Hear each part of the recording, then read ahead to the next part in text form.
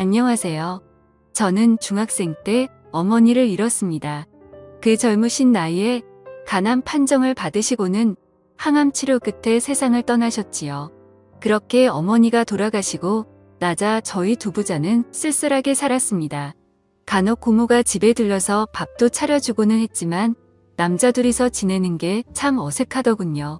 특히 엄마가 돌아가시자 그렇게 저를 이뻐해 주시던 외할머니도 외삼촌도 이모까지 엄마가 돌아가시던 날 장례식장에서 저희 아버지의 멱살을 잡고 때리며 내가 죽인 거라고 소리 지르던 그 이후로는 얼굴을 한번 본 적이 없습니다.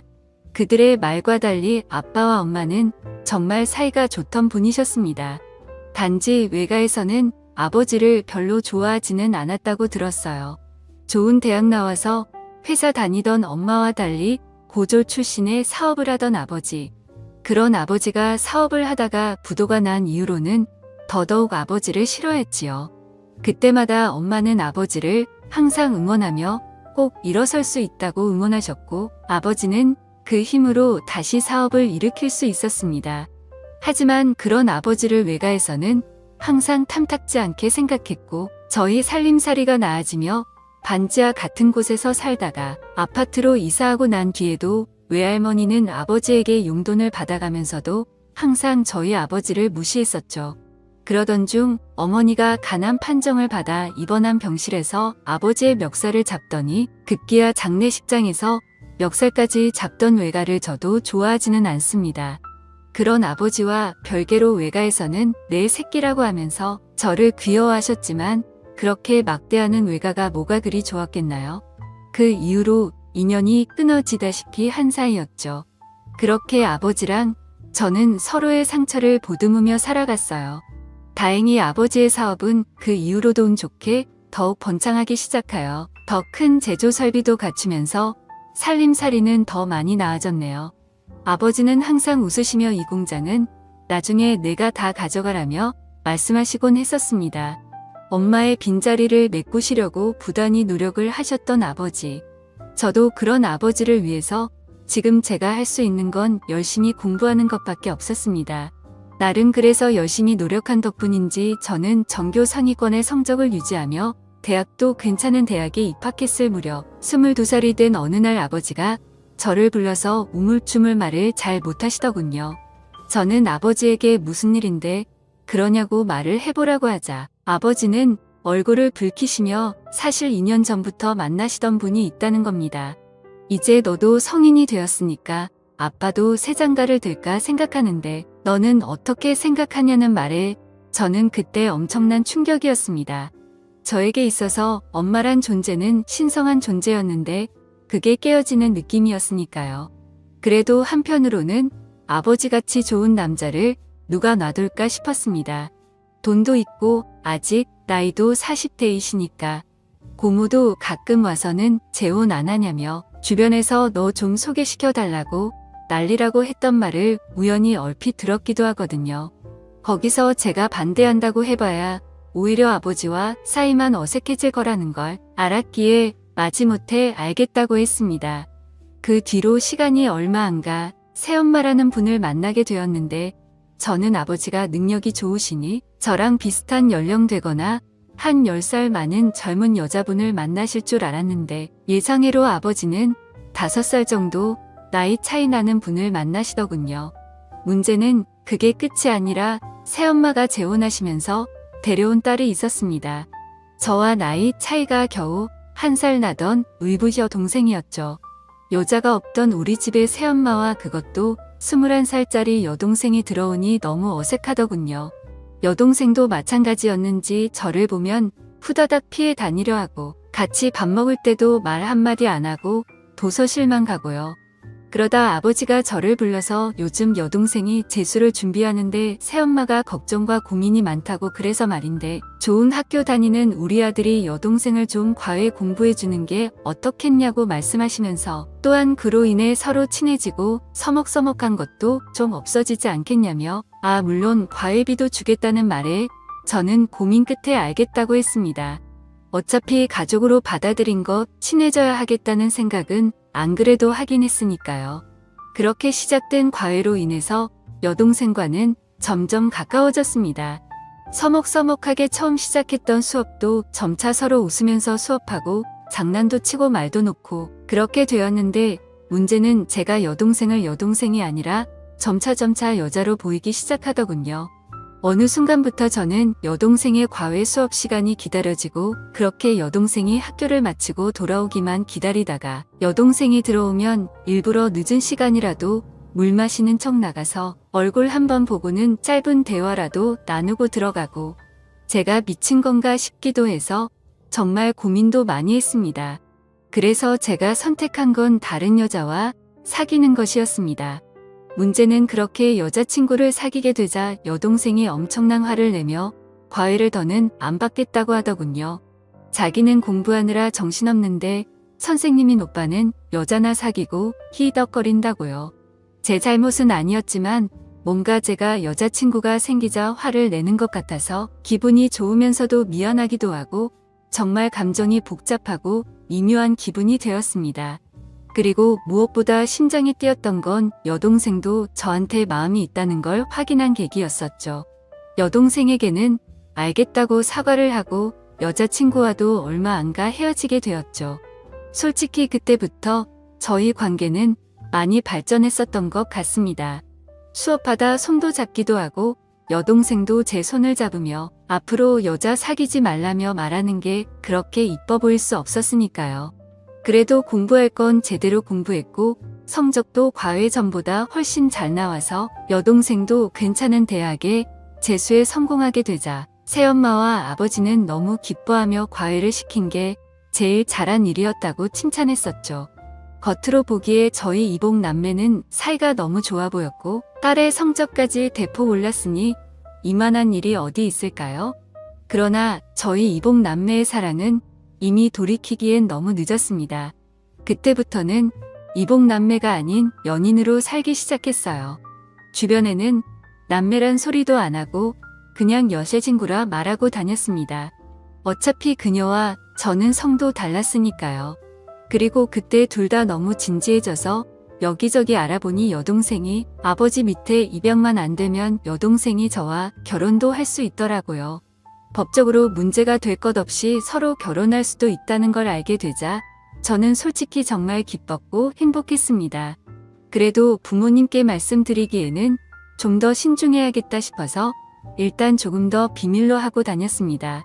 그렇게 시간이 흘러 제가 23살이 되었고 군대 가기 전에 여자친구이자 이복 여동생과의 관계는 더욱더 깊어져서 제가 군대를 가던 날 여동생이 너무나도 서럽게 울며 저에게 대하는 행동들을 보고 그때부터 부모님께서는 점차 저희 관계를 눈치챘던 것 같았습니다. 한 번은 군대로 면회를 오신 아버지께서 저에게 여동생과의 관계를 묻더군요. 저는 갑작스러웠지만 어차피 말씀드려야 할 부분이었기에 고민 끝에 말씀드리길 아버지, 저는 여동생 정말 사랑한다고. 어차피 아버지 딸도 아니고 저랑 피가 섞인 것도 아니고 예전에 그래서 법적으로도 알아보니 우리는 결혼해도 문제없다고 말씀드렸더니 아버지는 야 이놈아 천벌받을 소리 하지 말라고, 세상에 여자도 그리 많은데 꼭 그래야 하겠냐며 말씀을 하셨고 저는 생각이 변함이 없다고 나중에 여동생이랑 결혼하겠다며 단호하게 말씀드렸죠. 아버지는 어린 날의 콧바람이라고 너희 마음이 영원할 것 같냐며 절대 안 된다고 단호하게 못 박으며 화를 내고 가셨고 나중에 여동생 통해서도 들었는데 집에서도 아주 한바탕 난리 났었다네요. 그럴수록 저희 둘의 마음은 더욱 커져만 갔습니다. 제가 군대를 전역하고 나서도 저희 둘은 헤어지기보다는 저는 집을 나와 대학 근처에서 아르바이트를 하며 자취를 했고 여동생은 집에 있으면서 한 번씩 제 집에 들러서 사랑을 키워나갔습니다. 부모님은 대체 언제까지 이런 말도 안 되는 짓거리를 할 거냐는 말에 저는 그냥 허락해달라고, 어차피 20년이 넘게 남으로 살다가 성인 남녀가 만나서 사랑에 빠지는 게 뭐가 그리 잘못된 거냐고, 저도 아버지 새엄마 받아들이는 거 허락했듯이 아버지도 새엄마도 저희 둘 결혼하는 거 받아주시면 좋겠다고 말했더니 아버지께서는 갑자기 눈물을 흘리시며 그런 점들은 너에게 정말 미안하다고 하지만 진짜 내 자식들이 그런 걸로 손가락질 받는 건 보고 싶지가 않다고, 서로 너무 좋아해서 결혼해도 이혼하는 세상인데 너희들이 그런 사이에서 사람들에게 손가락 질당하면서까지 결혼해서 나중에 서로 안 맞으면 정말 그때는 어쩌려고 그러냐고 다시 한 번만 잘 생각해보라고 말씀하시자 저의 마음은 변함이 없다고 말씀드리니 아버지께서는 절 보더니 그럼 나도 이제 내 아들 죽었다고 생각하겠다고 내 재산이든 뭐든 10원짜리 하나 너한테 못 주겠다고 철이 들어 둘이 헤어지고 유학을 가든지 아니면 너희가 그리 말하는 진짜 사랑 찾아서 너희 둘 다 떠나든지 알아서 하라는 말씀에 그날로 저희는 그때부터 집을 나와서 살게 되었네요.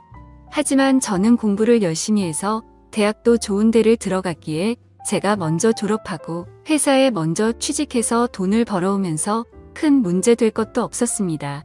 27살 때는 이제 여동생이 아닌 제 아내가 된 그녀가 생각지 못하게 임신을 해서 부랴부랴 저희 둘이 혼인신고하고 애까지 낳았네요.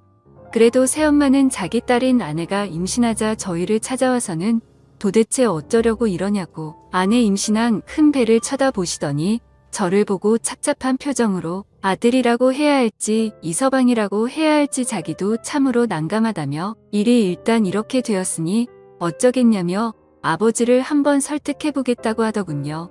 하지만 아버지는 자신이 한 말을 지키고 싶으신 건지 손자 태어나는 그날까지도 단 한 번도 저희를 보러 오신 적이 없었습니다. 명절날 인사를 드리러 가도 문도 안 열어주시고 오히려 오지 말라고 쫓아내시던 아버지. 그래도 저희 부부는 남부럽지 않게 행복하게 살았습니다.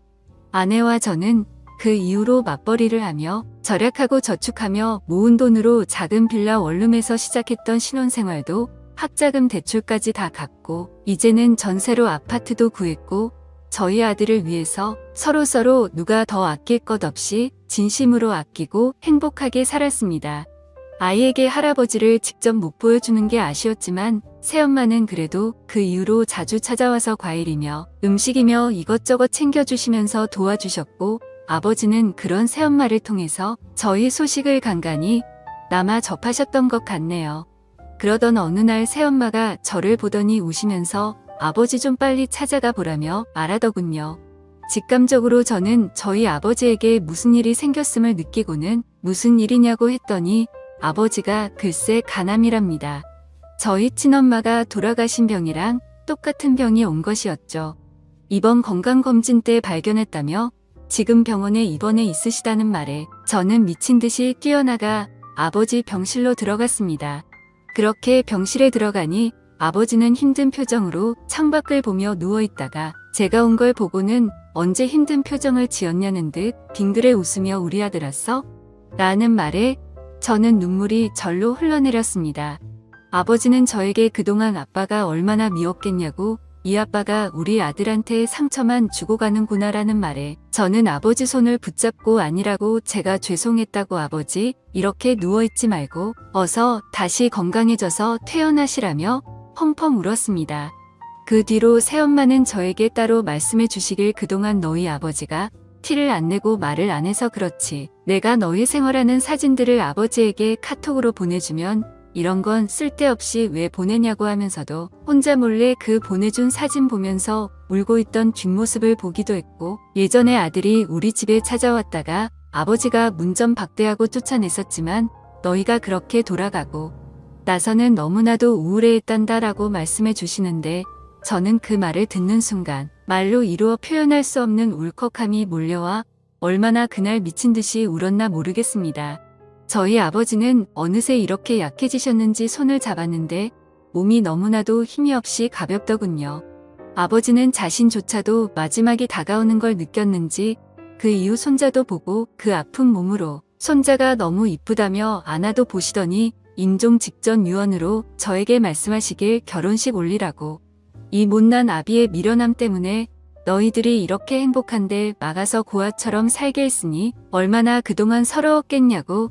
나 때문에 결혼식도 못했으니까 내가 죽고 나면 결혼식은 누구보다 멋있고 이쁘게 올렸으면 좋겠다고 말씀하시고는 며칠 지나지 않아 돌아가셨습니다.